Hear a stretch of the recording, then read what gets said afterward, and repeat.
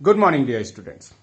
आज के इस वीडियो लेक्चर में बेसिकली हम लोग जो डिस्कस करने वाले हैं वो क्या चीज डिस्कस करने वाले हैं, फ्लूइड मोज़ेक मॉडल डिस्कस करने वाले हैं। जैसा कि हम लोगों ने लास्ट वीडियो लेक्चर में अपने दो मॉडल को अच्छे तरीके से देख लिया था, जिसमें यूनिट मेम्ब्रेन मॉडल था और नेक्स्ट जो दूसरे मॉडल्स थे उसके रिगार्डिंग हम लोगों ने काफी एसेंशियल डिटेल्स पढ़ लिया था, जिसमें यह भी पढ़ा था कि दोनों मॉडल बेसिकली किस चीज को फेल कर पा रहे थे। दोनों मॉडल मोस्ट प्रोबेबल इस चीज को नहीं बता पा रहे थे कि कैसे करके लिक्विड अंदर से बाहर और बाहर से अंदर की ओर मूव करता है। सो स्टूडेंट्स, आज हम लोग उसी मॉडल के बारे में पढ़ने जा रहे हैं जिन्होंने फर्स्ट टाइम ये बताया कि फ्लूइड किस टाइप में अंदर से बाहर और बाहर से अंदर आता है। सो स्टूडेंट्स, अब जरा देखा जाए फ्लूइड मोज़ेक मॉडल देने वाले साइंटिस्ट का नाम था Singer and Nicolson. Singer and Nicolson ने 1972 में क्या दिया था, फ्लूइड मोज़ेक मॉडल दिया था। नेक्स्ट स्टूडेंट किस पे दिया था, तो ऑन मेम्ब्रेन आरबीसी, यानी ये जो आप स्ट्रक्चर देख रहे हो सिंगर एंड निकोलसन ने ये मैमेलियन आरबीसी के मेम्ब्रेन के बारे में क्या किया था, स्टडी किया था। नेक्स्ट स्टूडेंट, ये जो मॉडल था ये वाइडली एक्सेप्टेड मॉडल था। वाइडली एक्सेप्टेड का मतलब कि बहुत ही ज्यादा नेचर में और पूरे साइंटिफिक वर्ल्ड में इसे सबसे ज्यादा एक्सेप्ट किया गया था, क्योंकि इसी ने ही मॉलिक्यूल्स का मूवमेंट अंदर से बाहर और बाहर से अंदर प्रूफ किया था। सो स्टूडेंट्स, इस पूरे मॉडल में दो मेन कंपोनेंट थे। सबसे पहला कंपोनेंट था खुद फॉस्फोलिपिड, जो कि मेम्ब्रेन की फ्लूइडिटी को मेंटेन करता था, और दूसरा था दैट इज द प्रोटीन, जो स्ट्रेंथ, पंप और बहुत सारे एसेंशियल काम के लिए रोल प्ले करता था। अब जरा देखा जाए प्रोटीन के रिगार्डिंग कि जब ये थे तो बॉडी पर पूरे मेम्ब्रेन पे जरा देख लो आप, आई होप आपको क्लियर होगा।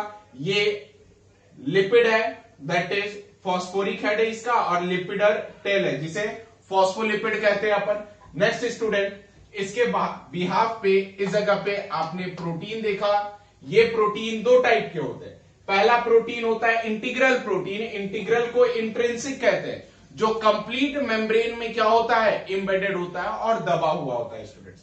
अब जरा हालांकि बात करते हैं अपन इंटीग्रल प्रोटीन के बारे में, तो ये इंटीग्रल प्रोटीन पहले कहां पे प्रेजेंट है, तो प्रेजेंट है मेम्ब्रेन में। मेम्ब्रेन में प्रेजेंट होने के वजह से बेसिकली क्या होता है, कंप्लीटली एम्बेडेड है। दिख रहा है आपको, कंप्लीटली एम्बेडेड।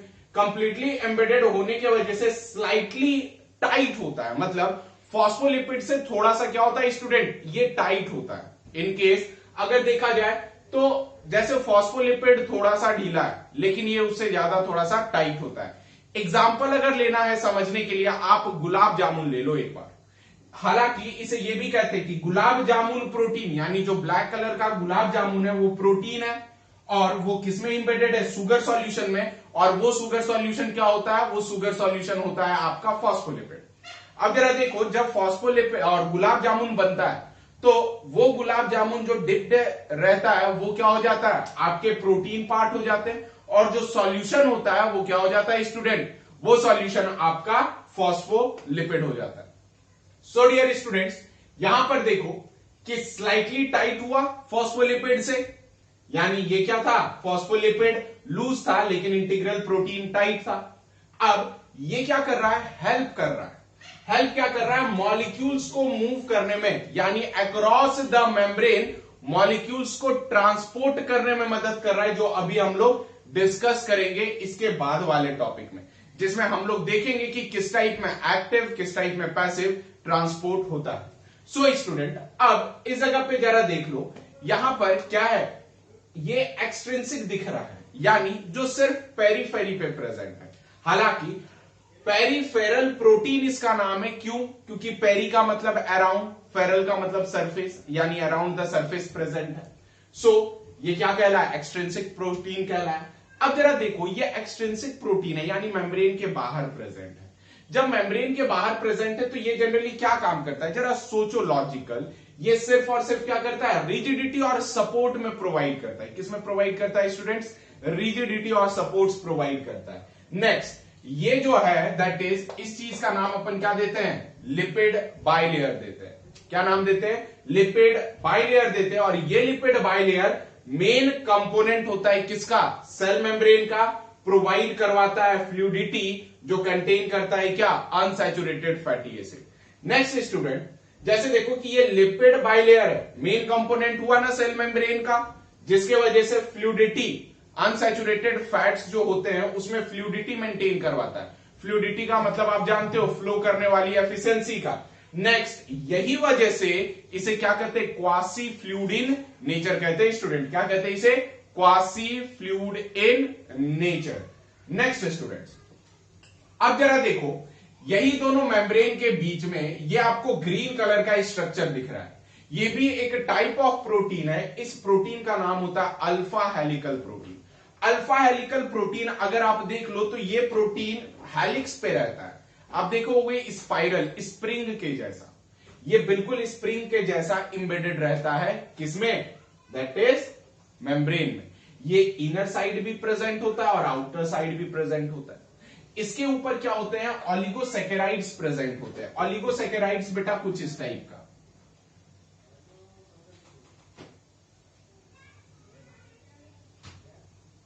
कुछ इस टाइप के ऑलिगोसैकेराइड्स प्रेजेंट होते हैं। अब स्टूडेंट, ये जो ऑलिगोसैकेराइड्स प्रेजेंट है, समझना एक बात, ये ऑलिगोसैकेराइड्स के साथ साथ ये ग्लाइकोप्रोटीन और ग्लाइकोलिपिड का भी बना हुआ हो सकता है, लेकिन मोस्टली ऑलिगोसैकेराइड्स होते हैं। अब क्या है, जबकि आपको पता होना चाहिए ऑलिगोसैकेराइड्स, अब कहोगे कि सर अभी आपने कहा ऑलिगोसैकेराइड्स, ऑलिगोसैकेराइड्स तो है स्टूडेंट्स, ऑलिगो टर्म शुगर के लिए है और शुगर के लिए बायोलॉजिकल टर्म में ग्लाइको वर्ड यूज किया गया। इसी वजह से यहां पर क्या बना, ग्लाइकोप्रोटीन और ग्लाइकोलिपिड बना। ये क्या होता है, जब किसी भी सेल का काउंटर एक्शन होता है या फिर कोई सेल किसी दूसरे को आइडेंटिफाई करना चाहता है, तो वो किसे आइडेंटिफाई करता है, अपने ऑलिगोसैकेराइड से आइडेंटिफाई करता है। अब स्टूडेंट, जब ये ऑलिगोसैकेराइड से आइडेंटिफाई किया तो ये रिकॉग्नाइज कर पाया सेल टू सेल के इंटरैक्शंस को, मतलब कि एक सेल कैसा था, दूसरा सेल कैसा था, उन दोनों के इंटरैक्शंस को क्या कर पाया, ये रिकॉग्नाइज कर पाया। यानी याद रखिएगा, मेम्ब्रेन पे जो ये ऑलिगोसैकेराइड है, ये बहुत ही इंपॉर्टेंट रोल प्ले करता है किस चीज पर, ये इंपॉर्टेंट रोल प्ले करता है कि आखिर किस टाइप में कोई भी सेल एक दूसरे को आइडेंटिफाई करेगा स्टूडेंट्स। नेक्स्ट, अब जरा देखो, ये अल्फा हेलिकल प्रोटीन है जो कंप्लीटली इंबेडेड है। ये क्या प्रोवाइड कर रहा है, स्ट्रेंथ प्रोवाइड कर रहा है। क्या प्रोवाइड कर रहा है, स्ट्रेंथ प्रोवाइड कर रहा है। यानी अब मेम्ब्रेन जरा सा भी हिलेगा नहीं, सेम एज इट इज क्या रहेगा, वो टाइट रहेगा। नेक्स्ट स्टूडेंट, इसके बाद जो आता है दैट इज, इस चीज को अपन कहते हैं एंटीजन बाइंडिंग साइट और प्रोटीन साइड चेन कहते हैं, जो इसके एक्सटेंशन होते हैं। ये एंटीजन बाइंडिंग साइट है। यानी देखो, अब हमारे ब्लड में सारे मॉलिक्यूल्स में एंटीजन एंटीबॉडीज की इंटरैक्शन कंटिन्यूअस चलती रहती है। एंटीजन एंटीबॉडीज है क्या, ये हमारे बॉडी की डिफेंस लाइन में दो ऐसे सब्सटेंस है जो हमारे बॉडी को डिफेंड करने में मदद करते हैं। उसके लिए बाइंडिंग साइट के तौर पर क्या करता है, प्रोवाइड करता है। प्लस ये क्या होता है, ये होता है प्रोटीन के साइड चेन, यानी प्रोटीन का कैसा साइड चेन होता है, जिसमें एक्ट किसके जैसा करता है, बाइंडिंग साइट के जैसा एक्ट करता है स्टूडेंट्स। अब याद रखिएगा, जब ये सारे टर्म हो गए, alpha helical, oligosaccharides, this and that, अब आपको इंटरनल रीजन पे दिख रहा होगा लिपिड बाइलेयर के बीच में ये ग्रीन कलर का, ये एक्चुअल में कोलेस्ट्रॉल बॉडीज है। कोलेस्ट्रॉल बॉडीज बेसिकली क्या होता है, ये फॉस्फोलिपिड से थोड़ा सा ज्यादा रिजिड होता है, मतलब ठोस होता है, जिसकी वजह से क्या करता है कि ये काफी ज्यादा स्ट्रेंथ बढ़ा देता है किसका, फॉस्फोलिपिड का। हालांकि आप देखो कि जब गुलाब जामुन उस शुगर के सॉल्यूशन में पड़ा होता है तो शुगर सॉल्यूशन उतना कंडेंस नहीं होता है, लेकिन अब जरा देख लो कि अगर शुगर सॉल्यूशन का वाटर पूरा अपन निकाल देते हैं तो वो कितना सॉलिड हो जाएगा। सेम उसी टाइप में क्या करता है, प्रोवाइड करता है स्ट्रेंथ, वो भी किसमें, ये याद रख लेना, कोलेस्ट्रॉल बॉडीज मैक्सिमम जो प्रेजेंट होता है वो प्रोकार्योटिक सेल्स में प्रेजेंट होता है, जिसके वजह से प्रोकार्योटिक सेल्स काफी ज्यादा लचीला और काफी ज्यादा स्ट्रेंथ वाला होता है स्टूडेंट। अब क्या है कि फर्स्ट, ये जो फ्लूइड मोज़ेक मॉडल है, इसके दो नाम है। पहला मैंने बता दिया, gulab jamun present in a sugar solution, gulab jamun protein है और शुगर सॉल्यूशन क्या है, फॉस्फोलिपिड। नेक्स्ट स्टूडेंट, इसका एक और नाम है, ये protein iceberg, iceberg float in a sea of phospholipid. अब देखो, ये पूरा जो है ना सी है फॉस्फोलिपिड का, और आइसबर्ग किसे कहते हैं, याद होगा, आप टाइटेनिक एक मूवी देखे होंगे, टाइटैनिक मूवी में जो शिप का एक्सीडेंट था, एक बहुत सा बड़े बर्फ के टीले से जो समुद्र में फ्लोट करता था, उसे आइसबर्ग कहते हैं। सेम यहां पर प्रोटीन आइसबर्ग देख लीजिए आप, प्रोटीन आइसबर्ग है, किस पे फ्लोट कर रहा है, तो सी ऑफ फॉस्फोलिपिड पे फ्लोट कर रहा है। बेटा ये दो सेकेंडरी नेम आप याद रखना, और ये पूरा किसका है, फ्लूइड मोज़ेक मॉडल का है। सो स्टूडेंट्स, आप एक बार स्क्रीनशॉट ले लीजिए और हम लोग next movement of cell integrations के बारे में डिस्कस करेंगे कि आखिर इंटीग्रल प्रोटीन किस टाइप में जाकर के चैनल प्रोटीन वगैरह बनाता है और मॉलिक्यूल्स को अंदर से बाहर और बाहर से अंदर क्या करवाता है, मूव करवाता है। नाउ स्टूडेंट्स, ये रहा movement of molecules topic. So movement of molecules topic में जरा गौर से देखो, यहां पर आपको दिख रहा होगा ये मैंने मेम्ब्रेन बनाया, मेम्ब्रेन में ये फॉस्फोलिपिड बाइलेयर है, ये प्रोटीन है, ये सब। अब प्रोटीन इस जगह पे भी बहुत सारे होते हैं। सो ट्रांसपोर्ट और मूवमेंट ऑफ मॉलिक्यूल्स में ये जितने भी ब्लैक डॉट्स हैं, मैंने इसे क्या कंसिडर किया है, मॉलिक्यूल्स कंसिडर किया। अब इसमें होता क्या है, जरा ये समझेंगे। जैसे देखो कि अगर कोई भी न्यूट्रल मॉलिक्यूल्स आया कुछ इसके जैसे, ये मॉलिक्यूल्स कैसा है, ये न्यूट्रल है। जब न्यूट्रल मॉलिक्यूल्स आया तो ये क्या करता है, अक्रॉस द मेम्ब्रेन ये क्या कर सकता है, इजिली मूव कर सकता है। जब ये इजिली मूव करेगा अक्रॉस द मेम्ब्रेन बिना कोई प्रोटीन के इस्तेमाल किए हुए, तो इस टाइप की मूवमेंट को अपन क्या कहेंगे, सिंपल डिफ्यूजन कहेंगे। क्यों, क्योंकि ये सिंपली क्या कर रहा है, डिफ्यूज कर दे रहा है। डिफ्यूज का मतलब होता है चले जाना, डिफ्यूज कर गया, that is the simple diffusion. याद रखना बेटा ये किसके लिए है, तो पहला क्राइटेरिया फॉर न्यूट्रल मॉलिक्यूल्स के लिए। और ये भी याद रखिएगा ये कब होगा, ये उस समय होगा जब रीजन ऑफ कंसंट्रेशन आगे पीछे ये सब क्या होगा, काफी ज्यादा चेंज होगा। That is from region of high concentration से region of low concentration. Next students, इसे अपन क्या कह सकते हैं, चैनल मीडिएटेड ट्रांसपोर्ट कहते हैं। और ये क्या है, हमारा carrier mediated transport. Channel mediated transport और कैरियर मीडिएटेड ट्रांसपोर्ट समझने का मतलब सोचिएगा, एक चैनल है, चैनल की मतलब होती है एक प्रक्रिया। प्रक्रिया का मतलब है कि उसके साथ साथ सबको जाना पड़ेगा, जैसे 1 के बाद 2, 2 के बाद 3, 3 के बाद 4, ऐसे करके इसे प्रक्रिया कहते हैं। सो अगर देखो ये मॉलिक्यूल्स है, मॉलिक्यूल्स इस प्रोटीन से पास करेगा, तो देखो ये वन वे टाइप हो गया ना, तो कहीं ना कहीं ये तो चैनल हो गया। सो इसका नाम क्या रखा, चैनल मीडिएटेड ट्रांसपोर्ट। यानी ये क्या रहा, ये चैनल प्रोटीन है, और चैनल प्रोटीन के साथ साथ इसे टनल प्रोटीन कहते हैं। टनल का मतलब होता है गुफा।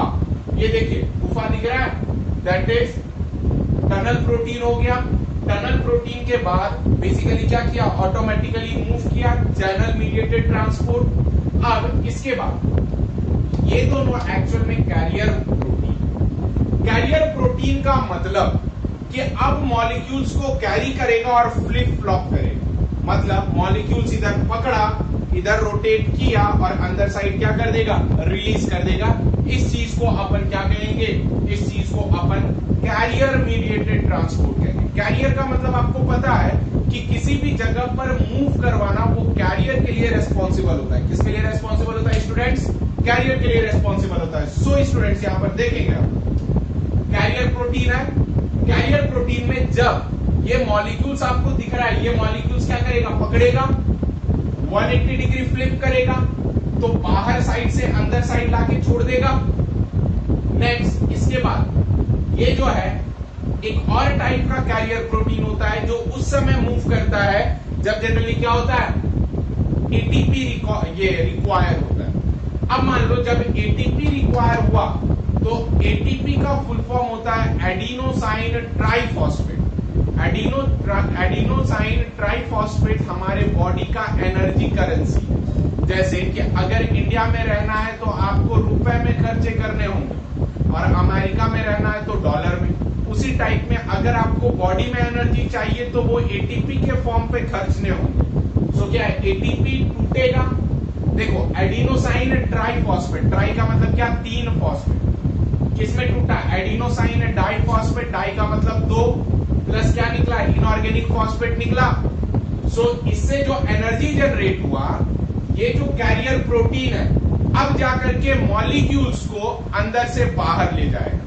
मतलब कि ये कैरियर प्रोटीन और एक्टिव ट्रांसपोर्ट उस समय होता है, ये वर्क कहां से होगा, from the region of high से लो कंसंट्रेशन की ओर। कहां से कहां तक होगा, सॉरी ये अपोजिट अपन कर लें, ये लो कंसंट्रेशन से हाई पे होगा। क्लियर है, ये एक्टिव ट्रांसपोर्ट होगा। यहां पर जरा देखो कि चैनल मीडिएटेड ट्रांसपोर्ट और कैरियर मीडिएटेड ट्रांसपोर्ट बेसिकली क्या कहलाता है, पैसिव ट्रांसपोर्ट कहलाता है। पैसिव ट्रांसपोर्ट का मतलब होता है कि जिसमें एनर्जी के खर्च नहीं होते, और इसी वजह से इसका दूसरा नाम फैसिलिटेटेड डिफ्यूजन है, यानी फैसिलिटी प्रोवाइड करने वाला डिफ्यूजन।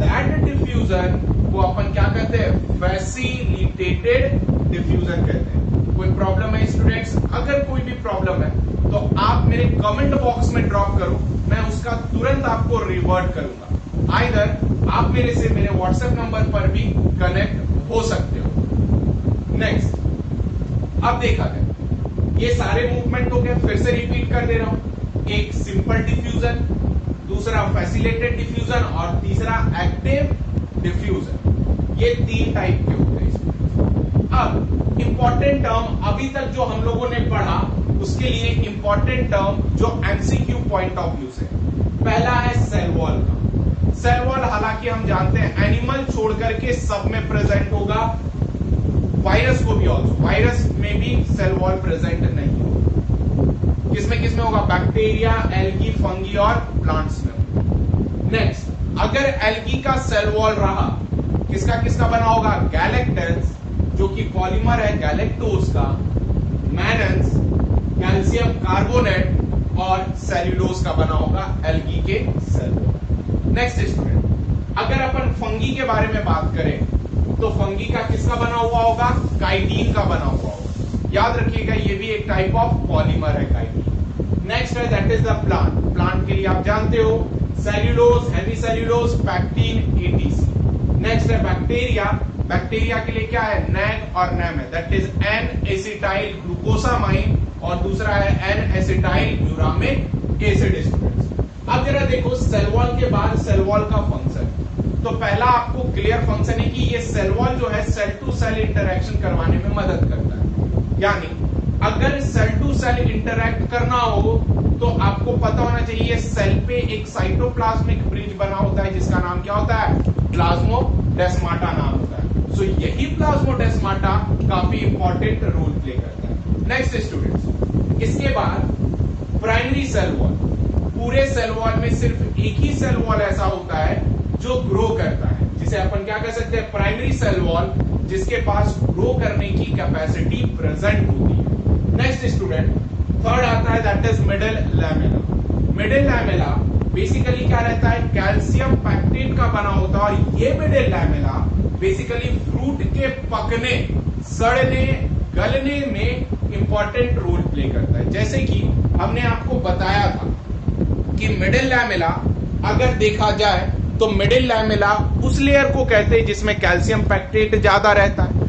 अगर पैक्टिनेज एंजाइम प्रेजेंट हो गया तो देन अपन उस चीज को क्या करेंगे, डिसॉल्व कर देगा। कौन, that is pectinase calcium pectate को, जिस वजह से वो फ्रूट्स क्या हो जाएगा, काफी ज्यादा पक जाएगा। सो स्टूडेंट, आप स्क्रीनशॉट ले लीजिए। अब हम लोग अपने दूसरे वीडियो पे चलते हैं। Next students, cytoplasm term. जो साइटोप्लाज्म था, साइटोप्लाज्म टर्म देने वाले साइंटिस्ट का नाम था स्ट्रासबर्गर। स्ट्रासबर्गर ने साइटोप्लाज्म टर्म दिया और इन्होंने ये बताया कि जो साइटोप्लाज्म है, जो कि मेन सेलुलर अरेना होता है, मेन सेलुलर अरेना किसी भी प्लांट का वो होता है साइटोप्लाज्म। और इन्होंने ये भी बताया कि साइटोप्लाज्म कहां पे प्रेजेंट होता है, प्रेजेंट होता है न्यूक्लियस और सेल मेम्ब्रेन के बीच में। अब मान लो जैसे ये सेल है और ये न्यूक्लियस है, न्यूक्लियस हो गया, ये सेल मेम्ब्रेन हो गया। तो बेटा ये जो भी दिख रहा है आपको, यहां पर ध्यान से देखना, ये जो भी चीज स्ट्रक्चर पे दिख रहा है इस चीज को अपन जनरली क्या कहते हैं, इस चीज को अपन साइटोप्लाज्म कहते हैं। अब ये देखो न्यूक्लियस और सेल मेम्ब्रेन के बीच में है ना बच्चे, और ये काफी इंपॉर्टेंट रोल प्ले करता है क्योंकि इसी जगह पूरे मेम्ब्रेन वगैरह प्रेजेंट होते हैं, ऑर्गेनल्स प्रेजेंट होते हैं जिनके डिफरेंट डिफरेंट फंक्शंस और डिफरेंट डिफरेंट एक्टिविटीज होता है। नेक्स्ट स्टूडेंट्स, अब आता है टर्म साइटोसॉल। साइटोसॉल बेसिकली क्या होता है, ये लिक्विड मैट्रिक्स है किसका, साइटोप्लाज्म का। साइटोप्लाज्म का लिक्विड मैट्रिक्स है, लेकिन except cell organelle, cell organelles को छोड़ करके जो प्रेजेंट होगा उसे साइटोसॉल कहेंगे। साइटो का मतलब सेल और सॉल का मतलब solution, that is cytosol. Next, अब बात करते हैं सेल ऑर्गेनल्स के बारे में। सेल ऑर्गेनल्स, जो भी सेल ऑर्गेनल्स इस साइटोप्लाज्म में प्रेजेंट होते हैं, पहला तो वो सारे मेटाबॉलिकली एक्टिव होते हैं। मेटाबॉलिकली एक्टिव का मतलब होता है जिसमें वो अपनी रासायनिक क्रिया वगैरह अच्छे तरीके से कर सकते हैं, दैट इज मेटाबॉलिकली एक्टिव।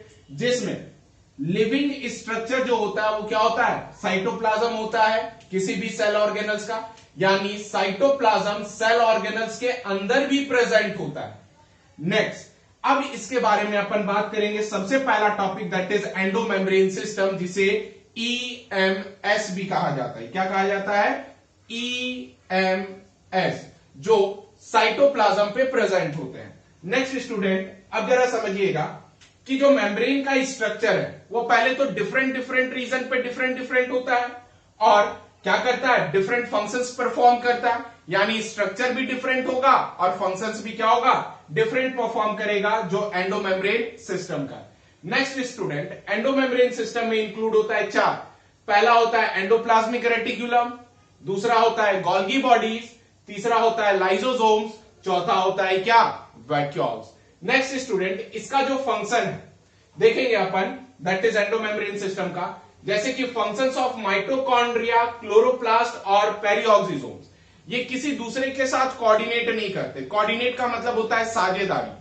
ये माइटोकॉन्ड्रिया, क्लोरोप्लास्ट, पेरिऑक्सीसोम्स ये ऐसे हैं जो दूसरों के साथ तालमेल नहीं बिठाते, कारण ये ऑटोनोमस है, यानी अपनी मेटाबॉलिक एक्टिविटीज को खुद रेगुलेट कर सकते हैं, और यही वजह से इन लोगों को हम लोग एंडोमेम्ब्रेन सिस्टम का पार्ट कंसिडर्ड नहीं करते हैं।